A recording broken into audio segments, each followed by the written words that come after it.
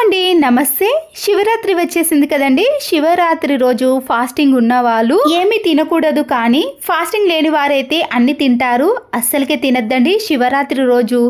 rice కానీ గోధుమలు ఏ రొట్టెలు తిన్నా కానీ ఫలితం అనేది అస్సలకే లభించదట ఫాస్టింగ్ లేని వారికి కూడా శివరాత్రి పుణ్యం అనేది లభించాలంటే ఆ రోజు సగ్గుబియ్యంతో చేసిన టిఫిన్ మాత్రమే తినవచ్చంట అండి దానివల్ల మీకు కూడా శివరాత్రి యొక్క పుణ్యం అనేది లభిస్తుంది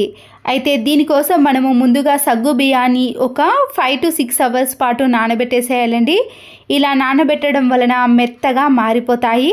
చూసారు కదండి ఇలా మనం ఒకటి తుంచి చూస్తే అది ఇలా సాఫ్ట్గా అయిపోవాలి వీటిని ఒక జల్లెడలో వేసి వాటర్నంతా తీసేసి మనము ఈ సగ్గు బియ్యాన్ని వాటర్ లేకుండా కొద్దిసేపు అలాగే ఆరనివ్వాలి వాటర్ అనేవి పూర్తిగా వెళ్ళిపోయిన తర్వాత సన్నగా కట్ చేసుకున్న ఆనియన్స్ని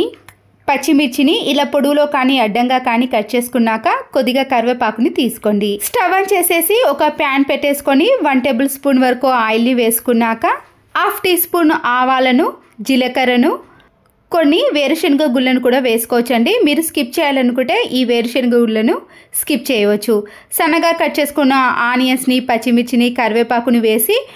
కొద్దిగా ఆయిల్లో ఫ్రై చేసుకోవాలి ఇక్కడ అల్లం వెల్లుల్లి పేస్ట్ని కూడా స్కిప్ చేస్తున్నానండి మీరు కావాలనుకుంటే వేసుకోవచ్చు 1/2 టీ స్పూన్ వరకు పసుపును వేసుకొని ఒకసారి మిక్స్ చేసుకోండి రుచికి సరిపడినంత సాల్ట్ను కూడా వేసుకున్నాక వాటర్ అంతా వెళ్ళిపోయిన సగ్గుబియ్యం ఉన్నాయి కదండి వాటిని దీంట్లో మిక్స్ చేసుకోండి ఇప్పుడు ఈ సగ్గు బియ్యాన్ని పూర్తిగా కలిసేటట్టు కలుపుకోండి హై ఫ్లేమ్లో కాకుండా లో ఫ్లేమ్లో పెట్టుకొని వీటన్నిటిని కలుపుకున్నాం అనుకోండి ఇవి మెత్తగా కాకుండా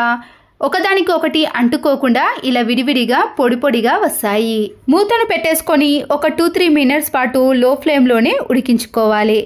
మనము 5 to 6 అవర్స్ పాటు నానబెట్టాం కాబట్టి ఎక్కువగా ఉడికించాల్సిన అవసరం కూడా ఉండదండి స్పూన్తో ఇలా పూర్తిగా కలిపేసిన తర్వాత స్టవ్ ఆఫ్ చేసుకొని వేడివేడిగా మనం సర్వ్ చేసుకున్నాం అనుకోండి పిల్లలే కాదండి ఇంట్లో అందరూ కూడా చాలా ఇష్టపడుతూ తింటారు ఈ టిఫిన్ని శివరాత్రి రోజే కాకుండా మిగతా రోజుల్లో కూడా అప్పటికప్పుడు ఏదైనా టిఫిన్ చేయాలనుకుంటే ఇలా ముందుగా నానబెట్టేసుకున్నాం అనుకోండి టిఫిన్ రెసిపీ కూడా చాలా ఈజీగా త్వరగా అయిపోతుంది ఈ సగ్గుబియ్యం అనేది హెల్త్కి చాలా మంచిదండి ఒంట్లో ఉండే వేడిని కూడా తగ్గిస్తుంది ఈ సమ్మర్లో మీరు ఈ సగ్గుబియ్యం టిఫిన్ని కానీ పాయసాన్ని చేసుకున్నారనుకోండి ఒంట్లో ఉండే వేడిని కూడా తగ్గిస్తుంది శివరాత్రి రోజు రైస్ చపాతీలు వేరే టిఫిన్లు కాకుండా ఇలా సగ్గుబియ్యం టిఫిన్ తిన్నారనుకోండి శివరాత్రి పుణ్యం కూడా మీకు ఖచ్చితంగా లభిస్తుంది ఈ వీడియో నచ్చితే తప్పకుండా లైక్ చేయండి థ్యాంక్స్ ఫర్ వాచింగ్